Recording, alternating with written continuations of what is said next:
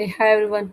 Now we have to look into the data sharing. In yesterday's class, we have seen into the zero copy cloning, right? So data sharing makes us to use our data some other Snowflake accounts actually. Data sharing lets you give other Snowflake account access to your live data. Okay, it is going to access your live data without copying, moving, and transferring any data. That's the use case actually. You are going to share your live data to any other account. Suppose I have an ID like my account is Sai June, so I can give Sai May, Sai April is my previous accounts. I can give access to this with respect to database or schemas or tables to this Sai May and Sai April accounts also, that to live data. Whatever currently I can query, they can also query the data. The consumer reads directly from the provider's data storage. Sai June is a provider, so that's why they May and April are the consumers actually.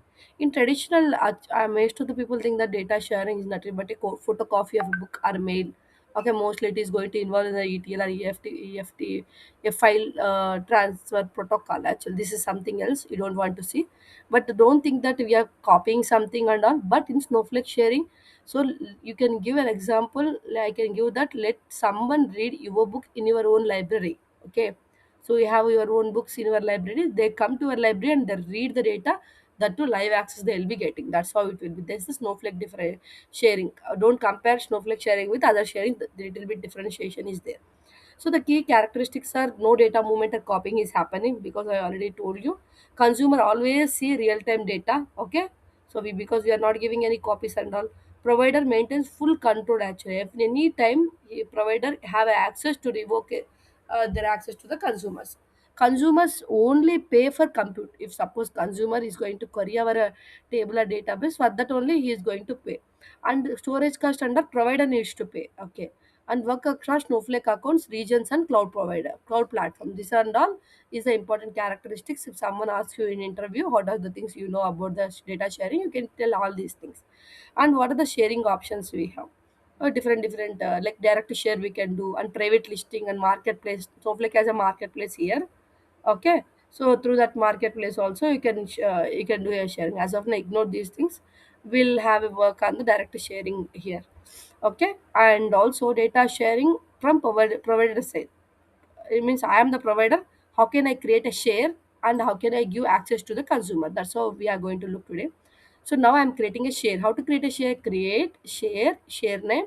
That's it. If you want any comment, you can give a comment. Otherwise, that step is not at all required actually. Create share and share name is the how we have to create a share object.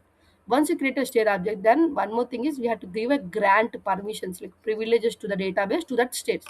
So I have created a sales share. In this sales share, I am giving access to my database called as retail analytics, and retail analytics that public schema. The retail analytics means I am going to give all the my database permissions to the sales share. And also before one schema level also we can give access. Like this is all schema level access I am giving. So first of all query this one. See, and also we can create our share for schema also. Means here we can give table, schema, database and all also. So if you wanted to give access to only tables or views, okay, see here a monthly sales is my table, so I'm giving access to my table, and this is my, okay, as of now I don't have this table, that's why it is showing an error. Try to give whatever tables you have, and you can execute that one. It is going to show you the correct results only. Okay, so yeah, and this is a table. How can we grant select on table name to share name. Okay, and view also same way, grant select on view name to share sales. So that's how you are going to give.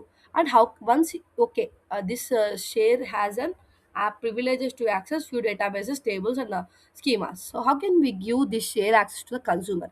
How can we give alter share, share name, add account? See here, add account. You already know that ARG partner account ID. So this is the one. Okay, here we have an account ID, right?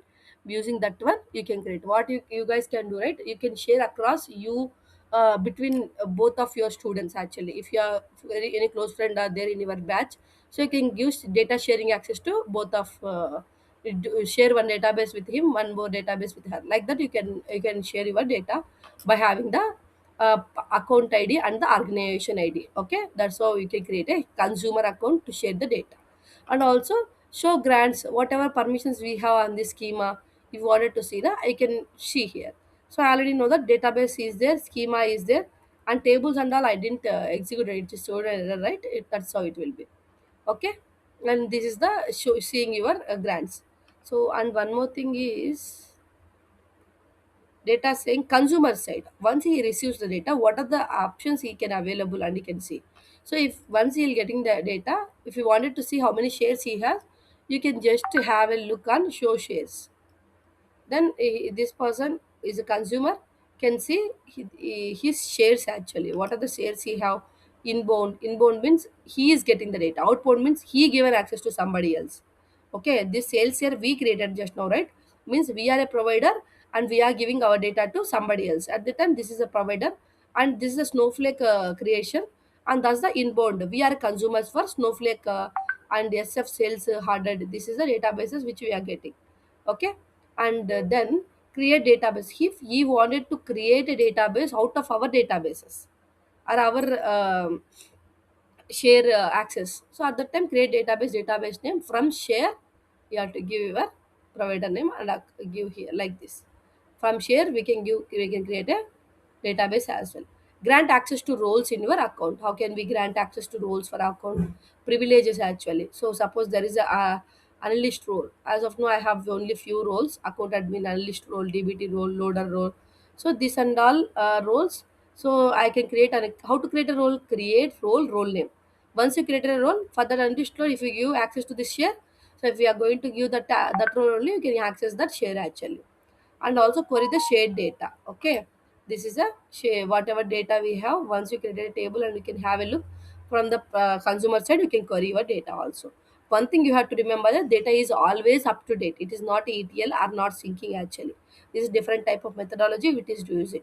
And one more concept is there. Okay, so whenever you are sharing a views, instead of data sharing, we also have a secure views. There are three types of views in Snowflake. One is the views, normal views, and materialized views, and one more is a secure view. Secure view I'll teach you today, and materialized views and all I'll teach you again actually. So regular view, what will happen now? It is going to expose our SQL definition to anyone who has access to that respective database. But this secure view, it is not going to expose our definition. This is also interview question.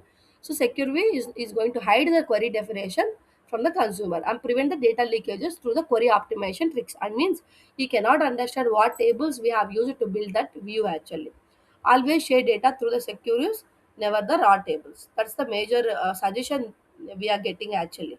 Okay, filter rows, row level security, hide columns, and do masking techniques also. I'll show you how to apply the masking. Masking means suppose you have a credit card, only last four digits are visible, remaining digits are some wrong marks. That is a masking technique also. Business logic, everything don't share to anybody. If you wanted to share, create a secure views or create a views and share that views actually. That is also one more method if you have any issues with the consumer. So and also how to create a secure view, it is very easy. Create view name is the permanent view. Create materialized view is the normal materialized view. Create secure view is going to create a secure view actually. Select.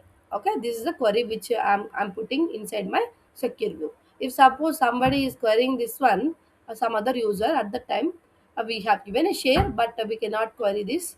We cannot, they cannot see the definition of that respective view because that is a secured view. Okay, that's one thing you have to remember. So this is how you can give and data masking and all I'll tell you again, but here you have one more few example. So let's have a look on that. And if you wanted to grant select and view to share the view, and underlying tables also you cannot see, but you can see the view actually. So real-time use cases for data sharing. Okay, everything is fine. I understand the data sharing and its concept. What is the use case of data sharing? Okay, sharing with business partners, because business partners are there. They don't want any logic, right? They don't want any like, just they need a data. So at that time we just give the access to that respective tables and all. Whenever they are opening that one, they'll see the data. Okay, retailer shares sales data with its supplier, so they can optimize inventory and supply chain decisions. Okay, that's how it will be. And retailer shares sales data filtered by supplier products. Okay, and supplier queries live data from their SKUs. Means SKUs are the codes of the product actually. So that is one of the use case. Okay, this is one view we have created, and this view we are sharing with the provider. Okay, consumer. Sorry. And one more use case is intra-company data mesh. Suppose we have built a data mesh. Data mesh in the sense decentralized network. So if you wanted to share across a decentralized that domain, this domain, at that time also this is going to useful. Large enterprise with separate Snowflake account per department. Okay, so we sometimes going single account is one thing, and some things will take this different account for different departments. At that time, this sharing option is very useful. Okay, financials revenue data with marketing. HR says head account with the finance. Finance is sharing revenue data. Okay, and marketing HR shares the finance. This is how it will be. And the finance team creates a share for marketing. Create share name, grant users and database to share. Okay, this is the above we have seen, right? That's our data monetization. Snowflake marketplace. I already told you, right? So a weather data company sells its data on the marketplace. Consumers get instant access without any data pipeline setups. Weather data, financial data, demography data means for the data which they have, and this is not a project. The normal outside available data they'll create to use the data, and they are going to create a share, and they'll purchase the data. Somebody the consumer is going to purchase, and the provider will get an access to give the access to them, then he'll earn money from that actually. Provider publish data via market listing actually. As a data engineer, you can also get the weather data and do some transformations and sell that data also to some companies. Financial data, demographic data, and foot traffic data. That's how you can do transformations, and you can sell your data also. And for security purposes and all, you can use the data sharing. Okay, reader account share with the non-Snowflake users. Okay, and also we can share with only, maybe you can have it out that only if both have a Snowflake account, then only we can share. No, we can also share the people which we don't have a Snowflake account also. Okay, so how to create a user account you have to create like this. Managed account. Okay, admin password type, then you have to share by using that credentials. They have to use the data. Cross regions actually, cross code, maybe one is in the Azure, one more is in AWS. At that time also you can get the data. And what are the best practice? Okay, everything is fine, I understood the things.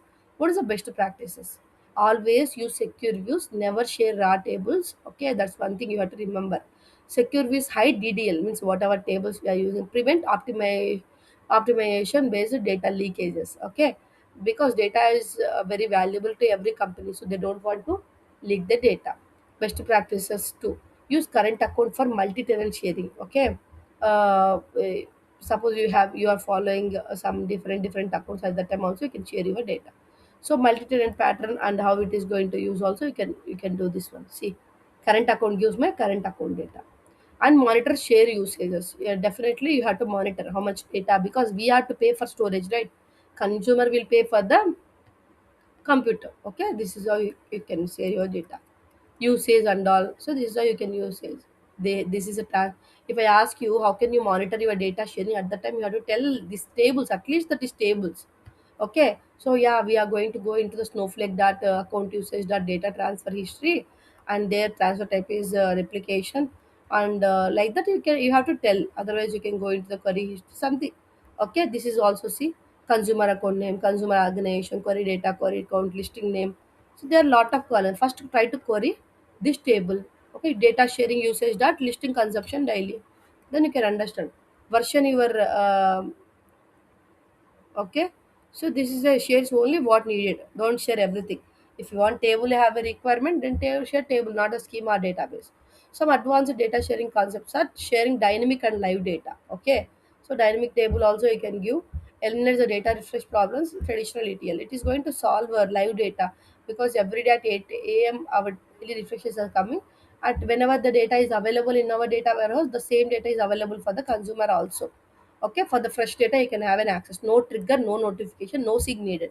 Just he can access the live data. See how much headache it eliminated from us. Because we are imagine in a real world you are working and all, you wanted to share your data with the your client and all. At that time, every time, no need any pipelines, right? If you can data share, then that is easy for them.